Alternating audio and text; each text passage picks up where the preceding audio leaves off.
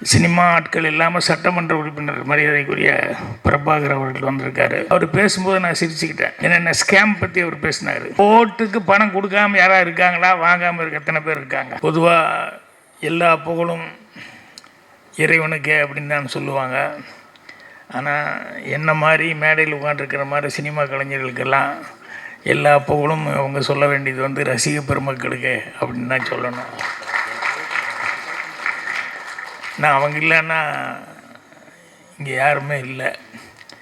ஏன் அவங்கள்லேருந்து ஆரம்பிக்கிறேன் அப்படின்னா, அவங்களும் பத்திரிகை மற்றும் அனைத்து டிவி ஊடக நண்பர்கள் இவங்க எல்லாருமே இந்த படத்தை பொறுத்த வரைக்கும் முதல் ப்ரொடியூசர் ராதாகிருஷ்ணன் அவர்கள். ஸோ அவருக்கு கண்டிப்பாக சப்போர்ட் பண்ண. அவர் என் பக்கத்தில் தான் உட்காந்துருந்தார். யார் என்னன்னு எனக்கு தெரியல. ப்ரொடியூசர்னு கூப்பிடும்போது தான் அவர் வந்து எந்திரிச்சு வரும்போது தான் எனக்கு தெரிஞ்சது. அவ்வளோ சிம்பிளாக உட்காந்துருக்கார். ஒரு படம் எடுத்த ஒரு ப்ரொடியூசர் மாதிரி இல்லாமல். அது மட்டும் இல்லாமல் இதில் கோ ப்ரொடியூசர்ஸ் நிறைய பேர் இருக்காங்க. யாரோ சொல்லிட்டு இருந்தாங்க 8-9 பேர் என்னமோ, எல்லாத்துக்கும் நன்றி அப்படின்னு சொல்லிட்டு. அந்த மாதிரி நிறைய கோ ப்ரொடியூசர்ஸ் இருக்காங்க. சரி, இத்தனை பேர் சேர்ந்து இந்த படத்தை செஞ்சுருக்கும் போது அவங்களுக்கு வந்து பத்திரிகையாளர்களும் ரசிக பெருமக்களும் பெரிய ஆதரவு கொடுக்கணும்னு சொல்லி ஆரம்பத்திலே கேட்டுக்கிறேன். விழா நாயகன் ஸ்ரீகாந்த் தேவா. இந்த சினிமாவில் ஆபத்தாந்தவன் அப்படின்னு சொல்லி சொன்னோம்னா அவங்க அப்பா அந்த பேர் எடுத்திருக்காரு. பெரிய ரஜினி சார் மாதிரி பெரிய ஆளுகளுக்கும் படம் பண்ணுவார். காசே இல்லை, ஏதோ கஷ்டப்பட்டு இப்போ தான் சிரமப்பட்டு பண்ணியிருக்கோம் அப்படின்னு சொன்னால் அவங்களுக்கும் தேவா சார் வந்து எதுவுமே பேசிக்காமல் கொடுக்கறத கொடுங்க, முடிஞ்சதை பண்ணுங்கள், இல்லைனாலும் பரவாயில்லன்னு பண்ணுவார். அந்த வழியில் ஆபத்தாந்தவனா இன்றைக்கி ஸ்ரீகாந்த் தேவா இருந்துட்டுருக்காரு. ஸோ சின்ன தயாரிப்பாளர்கள் எல்லாத்துக்குமே வந்து அவர் ஒரு திறமையாக பாடல்கள் பாடுறது மட்டும் இல்லை, எல்லா விதத்துலேயும் வந்து உதவியாக இருக்கார். படத்தில் நடிக்கவும் செஞ்சுருக்காரு. அங்கங்கே சாங்கில் அங்கங்கே வந்திருக்காரு. சாங்கில் மட்டும் இல்லை, நீ கேரக்டர்லேயே வரலாம், வந்து நடிக்கலாம். ஸோ அவர் நான் இங்கே பேசும்போது ஸ்ரீகாந்த் தேவா அவர்கள் பேசியதை வழிமொழிகிறேன்னு சொல்லிக்கலான்னு நினச்சேன். என்ன அப்படின்னா, எல்லாத்தையும் சொல்லிட்டார். ஒருத்தர் விடாமல் ஒவ்வொருத்தர் பேராக சொல்லி எல்லாத்தையுமே பாராட்டி சொன்னார். ஸோ ஆதவன்லேருந்து அண்ணாச்சியிலேருந்து எல்லாரும் அவங்க எல்லாத்துக்கும் அவர் வந்து அவர் பாராட்டு சொல்லி, சாதாரண சின்ன ஆளுகளுக்கு கூட பாராட்டு சொல்லி சொன்னார். அதையே சொல்லிக்கலாம்னு நினச்சிருந்தேன். இப்போ இங்கே சினிமா ஆட்கள் இல்லாமல் சட்டமன்ற உறுப்பினர் மரியாதைக்குரிய பிரபாகர் அவர்கள் வந்திருக்காரு. அவருக்கு என்னுடைய வணக்கத்தை தெரிவிச்சுக்கிறேன். அவர் பேசும்போது நான் சிரிச்சுக்கிட்டேன். என்னென்ன ஸ்கேம் பற்றி அவர் பேசினார். ஏன் சிரிச்சுக்கிட்டேன் அப்படின்னா, தேர்தல் வரப்போகுது. ஓட்டுக்கு பணம் கொடுக்காம யாராவது இருக்காங்களா? வாங்காமல் இருக்க எத்தனை பேர் இருக்காங்க? இது நினைக்கும் போது இதே ஒரு ஸ்கேம் தானே.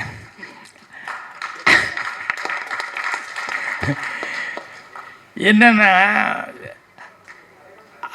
அதுக்குள்ளே வந்து இப்போ எல்லாருமே வந்து இன்வால்வ் ஆகிட்டோம். அதுலேருந்து யாரும் ஒன்வே மாதிரி உள்ளே வந்து போனதுக்கப்புறம் அதுலேருந்து யாருமே வெளியே போக முடியாத அளவுக்கு இன்றைக்கி மாட்டிக்கிட்டு இருக்காங்க.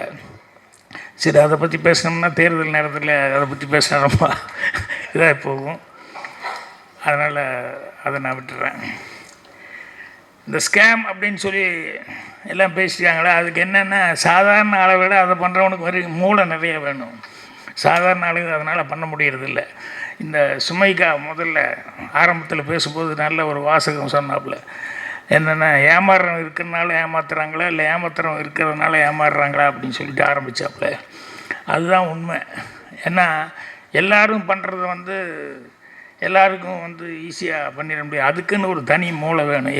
அவங்க என்னென்னா நெகட்டிவில் போயிட்டாங்க. பாசிட்டிவில் போயிருந்தால் அவங்க வேறு மாதிரி வந்திருப்பாங்க. பாசிட்டிவில் போகல, நெகட்டிவில் போயிட்டாங்க. எனக்கு தெரிஞ்சு நான் பாக்கியால் எல்லாம் எழுதும்போது, இப்போ ஏதாவது கேள்வி பதில் எழுதும்போது ஒன்று எழுதினேன். இன்றைக்கி நான் அது வந்து ரொம்ப ரசிப்பேன். என்னென்னா, ஒருத்தன் அப்போ தான் வர்றான் ஆஃபீஸுக்கு வந்தோடனே ஒரு மேனேஜரை வந்து பார்த்து, வணக்கம், இன்றைக்கி தான் புதுசாக வேலைக்கு சேர்றேன், அப்படியா, நல்லபடியாக பார்த்து செய்ய அப்படின்னாரு. செய்கிறேங்க, எனக்கு ஒரு சின்ன கெட்ட பழக்கம் இருக்குது அப்படின்னா. என்ன அப்படின்னா, நான் போனால் யாருக்கிட்ட வேணாலும் பெட்டு கட்டி முட்டாளாக்கிடுவேன்.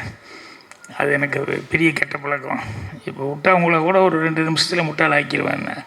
இப்படி நேருக்கு நேர் சொன்னால் அவருக்கு கோபம் வருமில்ல, இல்லை என்ன நீ முட்டாளாக்கிடுவியா அப்படிங்கிற மாதிரி ஒரு ஈகோ வந்துடுது. இல்லை நான் முட்டாளாக்கிடுவேன் அப்படின்னு சொன்னால், நான் சும்மா இல்லைங்க, நான் 50 ரூபா, நீங்கள் 100 ரூபா வாங்கிக்கலாம், நான் முட்டாள் ஆக்க முடியலன்னா 100 ரூபா கொடுத்துட்றேன், முட்டாள் ஆக்கிட்டு நீங்கள் 50 ரூபா கொடுத்தா போதும் அப்படி இப்படின்னு சொல்லி பேசினா அவருக்கு ஒரு ஈகோ வந்துடுச்சு. சரி 100 ரூபாயை நான் பெட்டு கட்டுறேன் அப்படிங்கிற மாதிரி ஏதோ ஒன்று சொல்லி, எப்படி நீ 2 நிமிஷம் 2 முட்டாளாக்கு பார்க்கலாம் அப்படின்னா, உடனே அவன் சொன்னால், சார் உங்கள் வலது பக்கம் தான் தொடையில் ஒரு மச்சம், முன்னாலேயோ பின்னாலேயோ தொடையில் அந்த இடத்துல ஒரு மீன் மச்சம் இருக்குது அப்படின்னா, பணத்தை எடுத்து வை, முதல்ல பணத்தை டேபிள் எடுத்து வைன்னு சொல்லிட்டு, மீன் மச்சம். உடனே பேண்ட்டை கழட்டிட்டு பாரியா முன்னாலேயும் பாரு பின்னாலேயும் பாருனாரு. தேங்க்ஸுங்கன்னு 100 ரூபா எடுத்து வச்சுட்டான். அப்புறம் உங்களால் எனக்கு 300 ரூபா லாபம் அப்படின்னு. என்ன அப்படின்னா, இல்லை வந்துன்னுமே மேனேஜரை வந்து பேண்ட்டை கழட்டி வைக்கிறேன் நான் அப்படின்னு வெளியே ஒரு 4 பேர்த்துக்கு பந்தை கேட்டுட்டு வந்தேன். இந்த ஜன்னல் வழியாக பாட்டுருக்காங்க பாருங்கள், அதனால் உங்களுக்கு 100 ரூபா தான் எனக்கு செலவு, எனக்கு 300 ரூபா எனக்கு வசூல் அப்படின்னா. இதுக்கு அவன் எவ்வளோ ரூம் போட்டு யோசிச்சிருக்கான். இந்த மாதிரி ஸ்கேம் பண்ணுறது அப்படிங்கிறது வந்து நினச்சி பார்த்தா ஒவ்வொன்றும் ஆச்சரியமாக இருக்கும். இது நம்ம ஊரில் மட்டும் இல்லை, எங்கே வெளியூருக்கு போனால் கூட இதில் வந்து இந்த மாதிரி எல்லாம் பண்ணுறது, டெக்னிக்கலாக ஏமாத்துறதுங்கிறது. ஃபாரின் போயிருக்கிறோம் நான். அப்போ எங்களோட ஆர்டிஸ்ட் இறந்துட்டாங்க, மஞ்சுளா, விஜயகுமார் அவங்க ஒய்ஃப் மஞ்சுளா எங்கள் கூட வந்துருந்தது, பூர்ணிமா எல்லாருமே இருக்கேன். நாங்கள் ஒரு குரூப்பாக ஒரு 6-7 பேர் இருக்கிறோம். ஒரு ஏர்போர்ட்டில் வந்து நின்றுருக்கும்போது என்னமோ ஒன்று இது எடுக்கணும், பாஸ்போர்ட் இதை எடுக்கணும் அப்படின்னு சொல்லும்போது, மஞ்சுளா அவங்களுடைய பேகை ஓப்பன் பண்ணி, சூட்கேஸ் இதை ஓப்பன் பண்ணி அதுக்குள்ளே இருந்து அந்த பாஸ்போர்ட் இதை எடுத்தாங்க. எடுத்துகிட்டு பணம்லாம் எடுத்துகிட்டு ரெடி பண்ண, திடீர்னு பார்த்தா பேனம் பேனம் அப்படின்னு ஒரு சவுண்டு. எல்லோரும் ஷாக் ஆகிட்டோம். பேனம்னு ஒருத்தர் கத்துனா எல்லோரும் திரும்பி பார்க்குறான். ஒருத்தர் வயசான ஒருத்தர் பேனம் அப்படின்னு சொல்லி, அப்புறம் எல்லாம் கேட்கும்போது பேனம் ஏர்போர்ட்னா, அப்புறம் யாரோ ஒருத்தர் திஸ் சைடு அப்படி இப்படின்னு எல்லாம் காமிச்சான். அப்புறம் நாங்கள்லாம் அந்த சைடுன்னு சொல்லி அவனை பார்த்துட்டு அதுக்கப்புறம் இப்படி திரும்பினா மஞ்சுளா ஐயோ அப்படின்றது என்னென்ன, அவங்க பேக் காணவன். அந்த பேனம்னு சவுண்டு கொடுத்தானே அவனுக்கும் டெக்னிக்கலாக ஒரு அண்டர்ஸ்டாண்டிங். நான் அந்த சவுண்டு கொடுத்தா எல்லோரும் திரும்புவாங்க. அந்த நேரத்தில் நீ பார்த்துக்கோன்னா, யார் இந்த மாதிரி பர்ஸில் நகை இதெல்லாம் வச்சுட்டு வர்றாங்களோ அதை டெக்னிக்கலாக உடனே ஒரு சவுண்டு கொடுத்துன்னு எல்லோரும் டைவெர்ட் ஆகும் இல்லையா, தப்புன்னு அவன் எடுத்துக்கிட்டான். அங்கே போய் கேட்டோம்னா, அந்த முன்னால் இருக்கவங்ககிட்ட போய் போலீஸ் அவங்ககிட்ட கேட்டோம்னா அவன் சொல்கிறான், இது தலைப்பு சொல்லிட்டான், நிர்வாகம் பொறுப்பில்ல, நீ கேர்ஃபுல்லாக இல்லாமல் இருந்தால் இத்தனை பெரிய க்ரௌடில் நான் இப்போ எங்கே போய் யாரான்னு போய் தேடுறது அப்படிங்கிற மாதிரி சொல்லி சாரின்ட்டேன். எங்களுக்கு ஃப்ளைட்டு வேறு, ஏன்னா ஒரு ஆள் வரலன்னா கூட ஃப்ளைட்டில் ப்ராப்ளம். எல்லாருமே டூரு ஒன்றாவே வந்து டிக்கெட் போட்டிருக்கோம். எங்களுக்கு அடுத்த ஊருக்கு போகிறது, அடுத்த ஸ்டேட்டுக்கு போகிறதுக்கு வந்து பெரிய இடைஞ்சலாகி போச்சு. இதே மாதிரி எம்ஜிஆர் அவர்கள் உடம்பு சரியில்லாமல் இருந்தப்போ நான் நியூயார்க் போயிருந்தேன். அப்போது ஏர்போர்ட்டில் இறங்கணுன்னே வெளியே போகும்போது அங்கே ஃபார் டாக்ஸி அப்படின்னு சொல்லி போட்டு அங்கே வந்து ஏதோ போட்டிருந்தான். அதுக்குள்ளே என் கூட இருந்தவர் வந்து ஒருத்தன் வந்து கூப்பிட்டுக்கிட்டு இருக்கான், டாக்ஸி அப்படின்னு சொல்லி கூப்பிட்டுருக்கேன். நாங்கள் வந்து என் கூட இருந்தவர் வாங்க போகலாம் டைம் வேஸ்ட் பண்ண வேண்டாம்னு. இல்லை அங்கே ஏதோ போர்டு போட்டிருக்கான்னு நான் சொல்லிகிட்டு இருக்கிறேன். அங்கே போகலாம் கேப்ஸ்ன்னு ஏதோ போட்டிருக்கான், போகலான்னா இது ரெண்டே சார் நான் கெலிஸ் சார் அப்படின்னு. அவர் ஏற்கனவே அமெரிக்காவில் போயிருக்கார் வந்திருக்காருன்னால அவரையும் கூட கூப்பிட்டு வந்திருந்தோம்.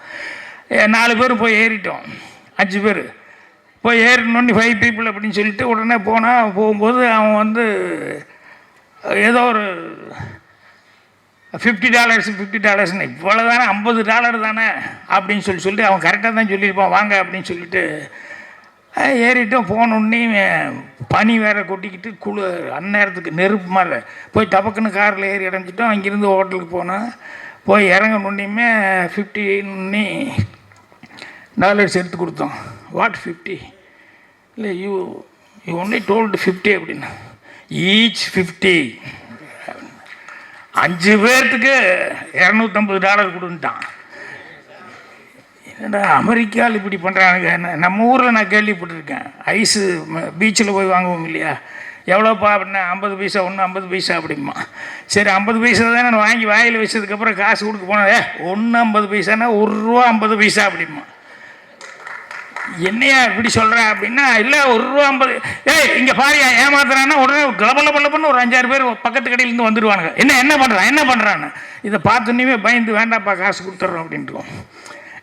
இந்த மாதிரி இது இங்கே மட்டும் இல்லை, அமெரிக்காவில் கூட இந்த மாதிரிலாம் நடக்குது. அப்படிங்கும்போது நம்ம தான் கேர்ஃபுல்லாக இருக்கணும் அப்படின்னு சொல்லிட்டு இங்கே பேசும்போது சௌதாமணி பேசிகிட்டு இருக்கும்போது அவங்க ரொம்ப நல்லா பேசினாங்க. அவங்களுக்கு கௌதம் நாராயணன் வந்து அவர் ரொம்ப அக்கறை எடுத்து பேசினார். என்னென்னா சின்ன படம் ஓடணும், அதுக்கு வந்து உங்களுடைய ஆதரவுகளெல்லாம் கொடுக்கணும் அப்படிங்கிற மாதிரி ரொம்ப சினிமா மேலே ஒரு அக்கறை எடுத்து பேசினார். அவர் சௌதாமணி ரொம்ப சிறப்பாக தமிழில் ரொம்ப அழகாக பேசிக்கிட்டு இருந்தாங்க.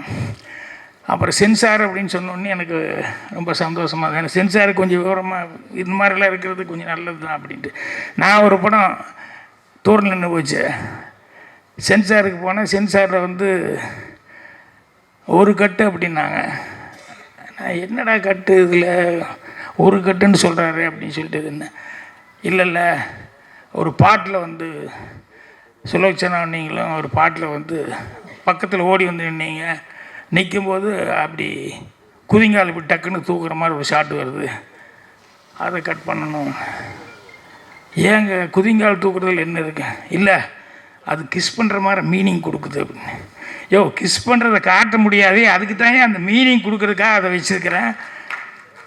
இது ஏன் ஷாட் இல்லையா, அது தொட்டு சினிமாவில் ரொம்ப நாளாக கொடுத்துட்ருக்காங்க. அதனால் காலை தூக்குறது அந்த டிங்குன்னு அந்த ரிதத்துக்கு தகுந்த மாதிரி அப்படி காலை தூக்குற மாதிரி காமிச்சிருக்கேன். இல்லை அதை நீங்கள் தூக்கணும் கிஸ் பண்ணுற மாதிரி மறுபடியும் அதையே சொல்லிட்டீங்க. எனக்கு வேறு ஒன்றுமே இல்லையே கட் பண்ணுறதுக்கு அப்படின்னா, அவர் கட் பண்ணுறதுக்கு ஒன்றுமே இல்லைங்கிறதுக்காக எவ்வளோ இதாக வந்து இப்படி ஆர்கியூ பண்ணார் அப்படின்னு சொல்லி நினைக்கும் போது எனக்கு ரொம்ப ஆச்சரியமாக இருந்தது. பட் இந்த மாதிரி இவங்கெல்லாம் பேசும்போது தான் தெரியுது, இவங்கெல்லாம் இருந்தாங்கன்னா சினிமா கொஞ்சம் சப்போர்ட்டாக இருக்கும். காரண காரியத்தோடு தான் வைக்கிறாங்க, இதுக்கெல்லாம் ஒரு ரீசன் இருக்கும் அப்படின்னு சொல்லிட்டு. ஸோ அது ஒரு ஆரோக்கியமான ஒரு சமாச்சாரம். இந்த ஸ்கேமெல்லாம் பார்க்கும்போது சினிமாவில் நம்மளும் வந்து ஏதாவது, ஏன்னா பாக்கியாக்கு எழுதுறது படிக்கிறதுல வரும் சிலது வந்து நான் ரொம்ப ரசித்து ஒன்று வச்சேன், அது படத்துக்கு வைக்க யூஸ் பண்ண முடியல.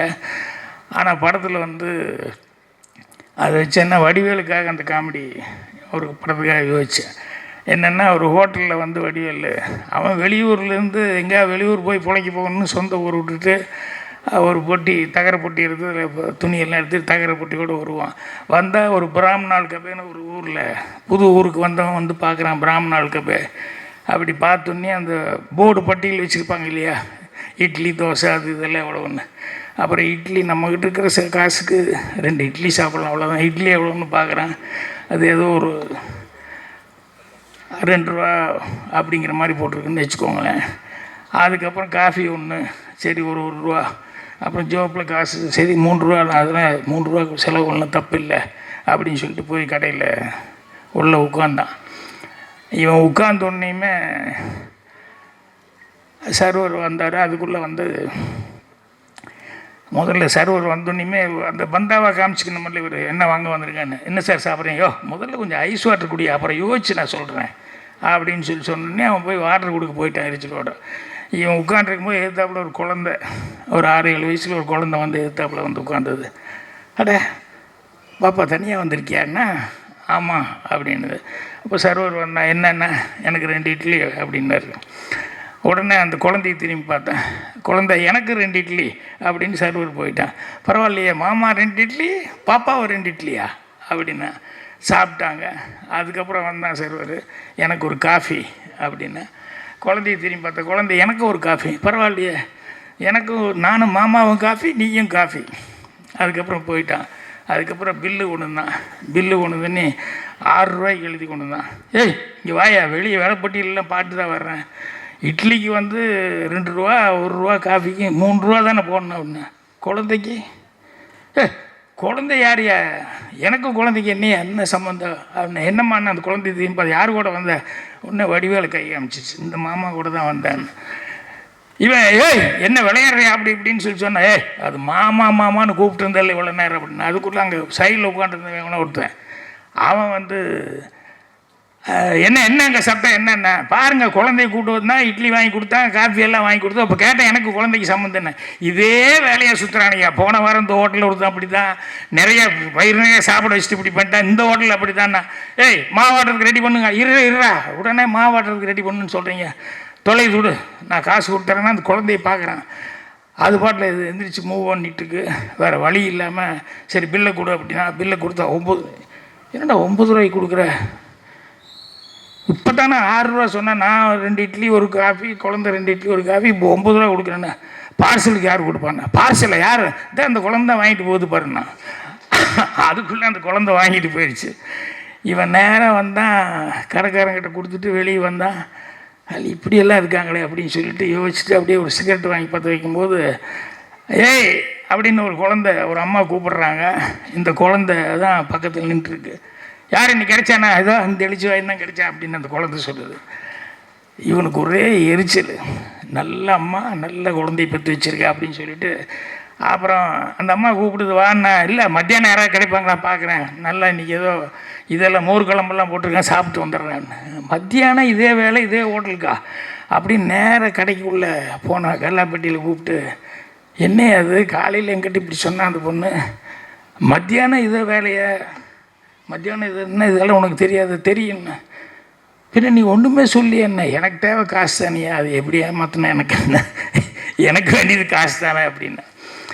ஸோ இது என்னென்னா சின்ன குழந்தைகளை வச்சு கூட வந்து இந்த மாதிரியெல்லாம் வந்து டெக்னிக்கலாக ஏமாத்துறது அப்படிங்கிறது நிறையா உண்டு.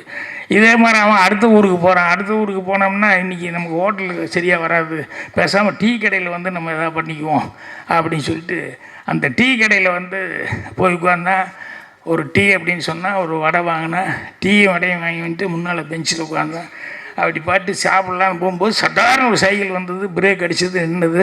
தப்புன்னு வடிவேலையே பார்த்துட்டு வந்து வடிவேல்கிட்ட வந்து சார் அந்த டீ கொண்டாங்க அப்படின்னா உடனே டீ கொடுத்தேன். அந்த வடையை கொண்டாங்கன்னா வடை யாரும் செக்கிங் வாங்கி இப்படி பார்த்தான். ஓ செக்கிங் இன்ஸ்பெக்டர் போலுக்கு வடை டீ எல்லாம் கரெக்டாக பார்க்குறான் போலுக்குன்னு. இப்போ அவன் வாங்கி இப்படி பார்த்தான், பக்கத்தில் உட்காந்து அவன் பாட்டில் வடையை சாப்பிட்டு டீ குடிக்க ஆரம்பிச்சிட்டான். என்ன இல்லை பசிக்குது சாப்பிட்றேன்.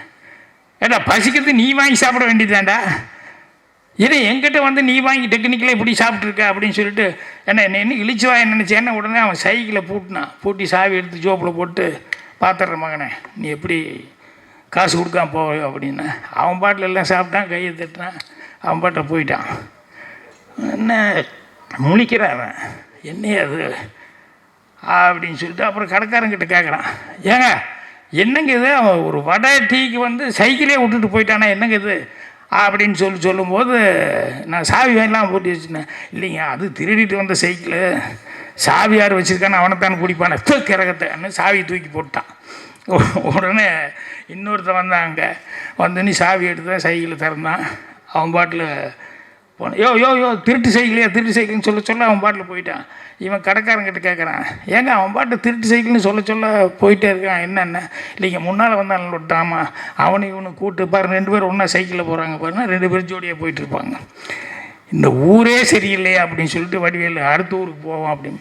இது என்னென்னா இந்த ஸ்கேம் பண்ணுறது அப்படின்னு சொல்லும்போது எத்தனையோ டெக்னிக்காக எத்தனையோ இது பண்ணுறாங்க. அதை பார்க்கும்போதெல்லாம் ரொம்ப ஆச்சரியமாக இருக்கிறது என்ன அப்படின்னா அவங்களுக்கு எப்படி மைண்ட் இந்த அளவுக்கு வந்து திங்க் பண்ணுறாங்கன்னு. அதில் இன்னொன்று என்னென்னா இவர் கார்த்திக் படம் பண்ணதில் என்ன கதைன்னு சொல்லி கேட்டப்போ அவர் சொன்னது தான் எனக்கு ரொம்ப காமெடியாக இருந்தது. இல்லை சார் ஒருத்தர் ஏமாந்தான் அப்படின்னு. சரி அப்புறம் பார்த்தான் நம்மளை ஏமாற்றினாங்க, நம்மளும் ஏமாற்றத்தை விட்டு வேறு சான்ஸே கிடையாதுன்னு. 2 விதம் இருக்குது, நம்ம ஏமாந்தோம், இன்னொருத்தரை ஏமாறக்கூடாதுன்னு அட்வைஸ் பண்ணி நம்ம கொஞ்சம் கரெக்ட் பண்ணணும் அப்படின்ட்டு. அவர் அதையே கதையை எடுத்துக்கிட்டாரு. நம்ம ஏமாந்தோம் இதால் எடுப்போம் அப்படிங்கிற மாதிரி வந்து முள்ளால் எடுப்போங்கிற மாதிரி இதுதான் தீமா வச்சுக்கிட்டேன் அப்படிங்கிற மாதிரி சொல்லி அதை பற்றி ரொம்ப சொல்லிக்கிட்டு என்னென்ன சாப்டரு அப்படிங்கிற மாதிரி எல்லாம் சொன்னார். எனக்கு அப்போவே தெரிஞ்சு போச்சு ரொம்ப இன்ட்ரெஸ்டிங்காக இருக்கும் அப்படிங்கிறது. ரெண்டாவது என்னென்னா, இந்த நடந்த கதைகள் யதார்த்தமாக அதாம்மா அந்த பொண்ணு அசிஸ்டன்ட் கூட அந்த மீனா சொல்லும்போது இதில் எல்லாருமே ஒரு விதத்தில் வந்து ஏமாந்துருக்கோம்னு சொன்னாங்களே. ஸோ நடந்த கதைகள் வந்து அதை வந்து சினிமாவை எடுக்கும்போது டெஃபினட்டாக ஆடியன்ஸுக்கிட்ட ஐடென்டிஃபிகேஷன் இருக்கும். கண்டிப்பாக உங்களுக்கு வந்து அதுக்காகவே உங்களுக்கு வந்து ஜனங்கிட்ட வந்து ஒரு தனி இது கிடைக்கும். நான் எனக்கு சுவர்லா சித்திரங்களில் ஃபஸ்ட்டு நான் நடிக்கும்போது எப்படி இருந்தது அந்த மாதிரி தான் உங்களை பார்க்கும்போது அவங்களாம் விஜய் அப்புறம் சிம்பு அதெல்லாம் சொல்லிட்டு இருக்கேன். நான் பாக்யராஜ் மாதிரி தான் உங்களை பார்க்குறேன் நான். அதனால் யதார்த்தமாக சிம்பிளாக ஒன்று எடுத்தீங்க, இதை வந்து ஒரு படமாக பண்ணலாம் அப்படின்னு சொல்லி தைரியமாக பண்ணியிருக்கீங்க. ஸோ அதனால் இது போக போக என்ன அப்படின்னு சொன்னோம்னா இன்னும் உங்களுக்கு வந்து டெவலப் ஆகிறதுக்கு எத்தனையோ இதுகளை வந்து கொடுக்கும். உங்களுக்கு வந்து உங்கள் ஒரு நல்ல டீம் ஒன்று அமைஞ்சிருக்காங்க, எல்லாருமே உங்களுக்கு ரொம்ப ஹெல்ப்பாக இருந்திருக்காங்க. ஸோ ராதாகிருஷ்ணன் அவர்களுக்கு நீங்கள் மரியாதை வாங்கி கொடுக்கணும். அவர் வந்து இன்னும் உங்களை மாதிரி நிறைய பேர்த்துக்கு வந்து அவர் வாய்ப்புகள் கொடுக்கணும் அப்படின்னு சொல்லி கேட்டுக்கிறேன். நன்றி, வணக்கம்.